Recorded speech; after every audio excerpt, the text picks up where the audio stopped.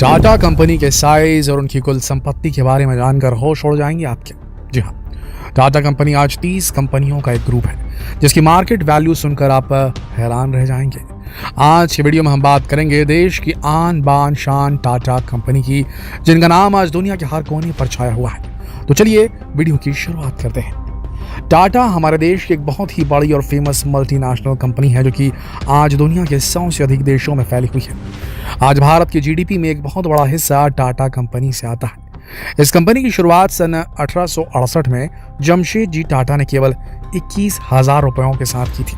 आज इस कंपनी की स्थापना को 154 साल बीत चुके हैं और आज ये कंपनी 30 अलग अलग कंपनियों का एक जॉइंट वेंचर बन चुकी है। अगर इन सभी कंपनियों के जॉइंट मार्केट कैप की बात की जाए तो इन कंपनियों का जॉइंट मार्केट कैप लगभग 23.4 लाख करोड़ के आसपास है और इस कंपनी में 9 लाख से ज्यादा कर्मचारी काम कर रहे हैं। चलिए अब बात करते हैं टाटा की सबसे ज्यादा मुनाफा देने वाली कंपनियों के बारे में।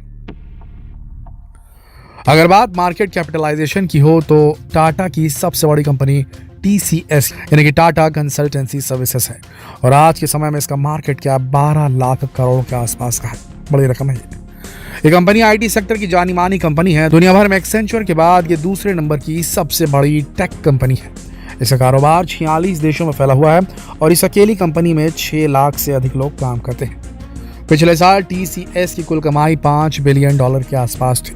ये दुनिया की सबसे बड़ी सूचना तकनीकी और बिजनेस प्रोसेस आउटसोर्सिंग सेवा प्रदान करने वाली कंपनियों में से एक है। TCS आज दुनिया में कई बड़े प्रोजेक्ट्स को हैंडल कर रही है। भारत में भी कई सरकारी और गैर सरकारी प्रोजेक्ट इसके अंडर चल रहे हैं। इनमें से एक है इंडियन पासपोर्ट सिस्टम। आपको याद होगा कि कुछ साल पहले तक पासपोर्ट बनवाना एक टेढ़ी खीर हुआ करता था। कई महीनों तक धक्के खाने के बाद भी पासपोर्ट नहीं बन पाता था, लेकिन बाद में TCS ने इस काम को अपने हाथों में लिया और इसके डिजिटलाइजेशन के बाद आज आपको पासपोर्ट के लिए चक्कर नहीं लगाने पड़ते। आप घर पर ही रहकर ऑनलाइन पासपोर्ट के लिए अप्लाई कर सकते हैं और अब ये प्रोसेस काफ़ी आसान हो गई है। अब बात करते हैं टाटा ग्रुप की दूसरी सबसे बड़ी कंपनी यानी कि टाटा मोटर्स की। आज सड़क पर दौड़ती हर दूसरी गाड़ी आपको टाटा कंपनी की दिखाई देगी। टाटा कंपनी ट्रक से लेकर SUV हर तरह की गाड़ियां बनाती है। इस कंपनी की शुरुआत सन 1945 में की गई थी। आज ये कंपनी 125 से भी अधिक देशों में एक जाना माना नाम बन चुकी है। इस कंपनी में लगभग 80,000 से अधिक वर्कर काम कर रहे हैं। टाटा मोटर्स आज $34 बिलियन से ज्यादा की कंपनी है। टाटा मोटर्स ने 2 जून 2008 में फोर्ड से 2 लग्जरी कार ब्रांड्स जैगवार और लैंड रोवर को खरीदकर लग्जरी कार सेगमेंट में अपने कदम और मजबूत कर लिए, साथ ही पूरी दुनिया में भारत का नाम भी रोशन किया। अब बात करते हैं टाटा की दूसरी कंपनियों के बारे में। इन कंपनियों में सबसे पहला नाम आता है टाटा स्टील का। इसे पहले टिस्को के नाम से जाना जाता था। इसकी स्थापना सन 1907 में भारत के पहले लोहा व इस्पात कारखाने के तौर पर जमशेदपुर में हुई थी और इसी जगह को आज टाटा सिटी भी कहा जाता है।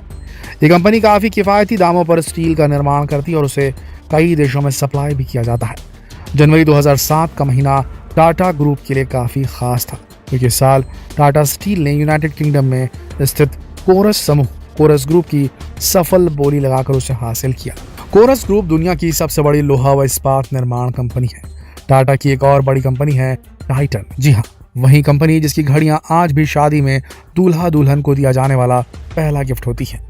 ये कंपनी आज घड़ियों के साथ चश्मे और कई दूसरे प्रोडक्ट भी बना रही है और इस समय टाटा की सबसे ज्यादा मुनाफा कमाने वाली कंपनियों में ये दूसरे नंबर पर है। अब बात करते हैं टाटा कंज्यूमर प्रोडक्ट्स की। इस कंपनी के अंतर्गत टाटा कई प्रोडक्ट्स बनाती है। इनमें कुछ खास है: टाटा नमक, टाटा चाय, वोल्टास, क्रोमा और टाटा स्टारबक्स कॉफी। दोस्तों, जब बात टाटा की हो तो होटल ताज का नाम तो आना बनता ही है। इसके अलावा टाटा के पास कई और लग्जरी होटल चेन भी है। इस तरह टूरिज्म इंडस्ट्री पर काफ़ी हद तक टाटा का कब्जा जमा हुआ है। और इतना ही नहीं, जब बात ट्रैवल की आए तो वहाँ भी टाटा का ही बोलबाला है। एयर एशिया, विस्तारा और अब तो एयर इंडिया भी टाटा के पास हो गई है। वैसे आपकी जानकारी के लिए बता दें कि टाटा एयरलाइंस की शुरुआत सन 1932 में हुई थी। सन 1946 में इसका नाम बदलकर एयर इंडिया कर दिया गया। उसके बाद साल 1954 में सरकार ने टाटा से एयर इंडिया को खरीदकर उसका राष्ट्रीयकरण कर दिया। लेकिन 77 सालों के बाद जब एयर इंडिया पर संकट के बादल छाए तो टाटा ने इसे वापस खरीद लिया। अब बात करते हैं इंफ्रास्ट्रक्चर सेक्टर की और यहाँ भी टाटा का काफ़ी नाम चलता है।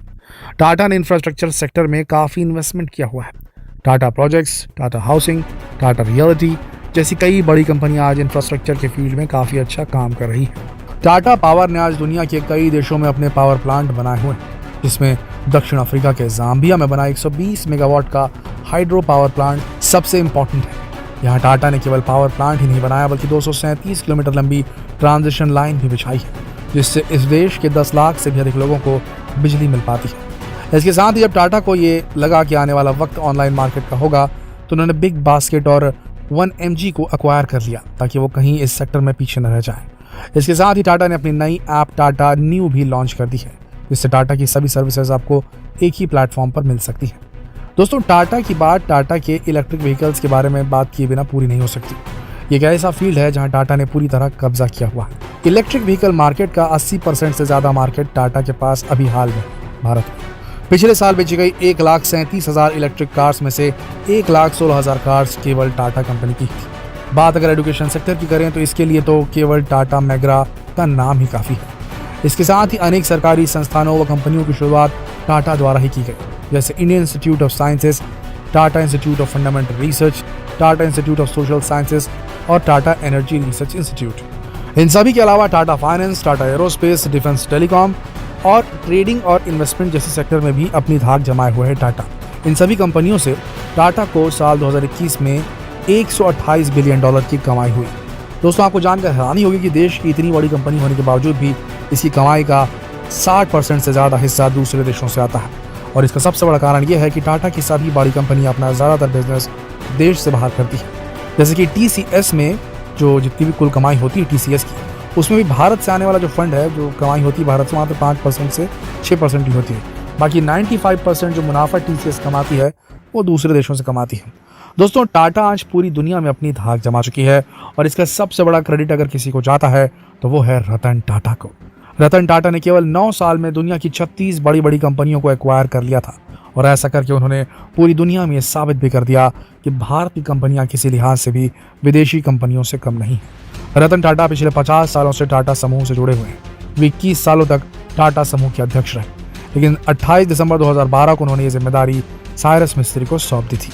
दोस्तों, टाटा कंपनी हमेशा से हमारे देश की शान रही है और इसीलिए हमेशा से रतन टाटा को भारत रत्न देने की बात चलती रही है। इस बारे में आपकी क्या राय है हमें कमेंट में जरूर बताएं और जितना हो सके इस अति महत्वपूर्ण वीडियो को शेयर करें फेसबुक पर, व्हाट्सएप पर, यूट्यूब पर। तो फिर मिलते हैं एक और दिलचस्प वीडियो में। तब तक के लिए आप सबका इस वीडियो के अंत तक बने रहने के लिए दिल से धन्यवाद।